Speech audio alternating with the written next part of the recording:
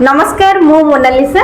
स्वागत करुछि आपण माननकु आम कृषिर आउ एक सुंदर अध्याय को एबे साधारणतः खरीफ सीजन आरंभ हो गलानी आपण माने खराटिया चाष करि सारिबेनी किछि किछि चासी भाई माने से माने मने मने चिंता करि सारिथिबे कि चलित वर्ष खरीफ रे केउ प्रकार धान बिहन चाष करिवे तबे आजिरो वीडियो रे हमें आलोचना करिबा पांचटी धान बिहन किसम विषय रे जो धान बिहन किसम की चाषी भाई माने प्रायतः सेमानक चाष जमी लगेबा पई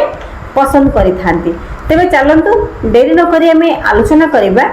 5 टॉप वेराइटी धान बिहन किसम विषय रे जदि आपण मानक पाखरे आम कृषि रो एही वीडियोटी प्रथम थर पहुंचीची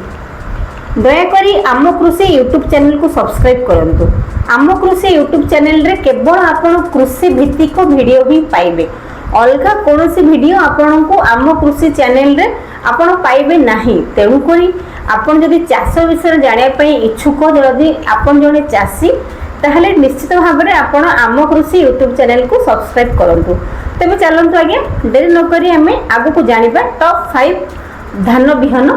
किसम विषय रे अधिक आय देउथिबा धान मानक भितरु प्रथम धान बिहन किसमटी होउछ आज्ञा जमुना हां आज्ञा जमुना धानर ड्यूरेशन आज्ञा होउछि 140 रु 145 दिन माने एही धानटी आपण यदि लगौछंती धान 140 रु 145 दिन भितर एही धान आपनकर अमल होई जाय थाए एही धानटी देखिबा पई साधारणतः लाल ओ माटिया रंगर होई थाए धान गछटी मध्यम धरणर उच्चा एते डेंगा होई न थाए मध्यम धरणर उच्चा प्राय सबु आडे चासी भाई माने जमुना धान को पसंद करि थांती सेमानक चाष जमी लगेबा पई जमुना धानर आय मध्य अधिका सेथिपई चासी भाई मानक पाखरे खूब आदृत एही जमुना धान द्वितीय धान बिहन किसमटी आगे होछि कनक प्लस हां आगे कनक प्लस आगे यार ड्यूरेशन होछि 140 रु 150 दिन यार अवधि धानटी रोगपोक सहनशील एवं सेथिपई चासी भाई माने एही धानटी को सेमानक चाष जमी लगेबा पई पसंद करिथांती आपण माने एही कनक प्लस धानटी को आपनक निकट रे थिबा सोसाइटी रु आपण एहाकु कलेक्शन करि परिबे एवं प्राइवेट डीलर मानक पाखरु मध्य कलेक्शन करि परिबे तृतीय धान बिहन किसमटी आगे होउछि जेके सीड्स रु दीप रेखा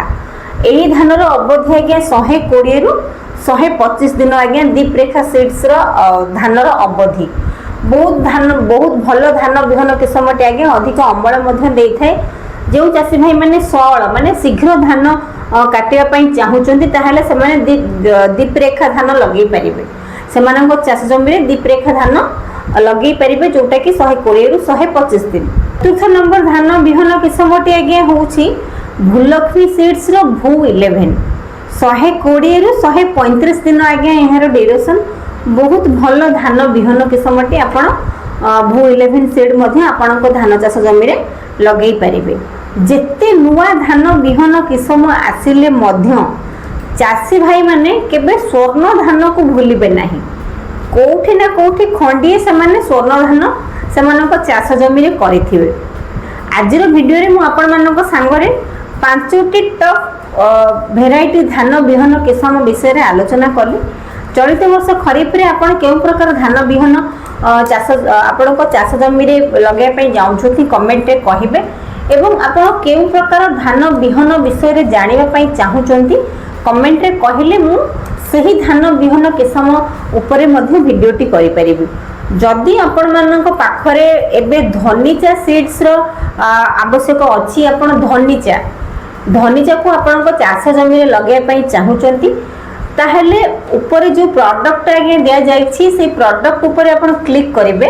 जदि आपण ऑनलाइन रु धनिचा सीड मगे पई चाहुचंती ताहले आपण ऑनलाइन रे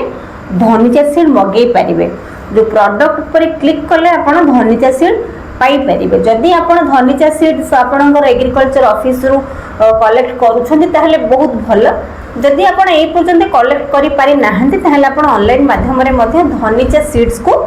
आपण ऑर्डर करि परिबे छोटो वीडियोटी हेले मध्ये निश्चित भाव में आपण मानक भल लागिथिबो जदि एही वीडियोटी आपण मानक भल लागि थाए आम कृषि यूट्यूब चैनल को सब्सक्राइब करिवे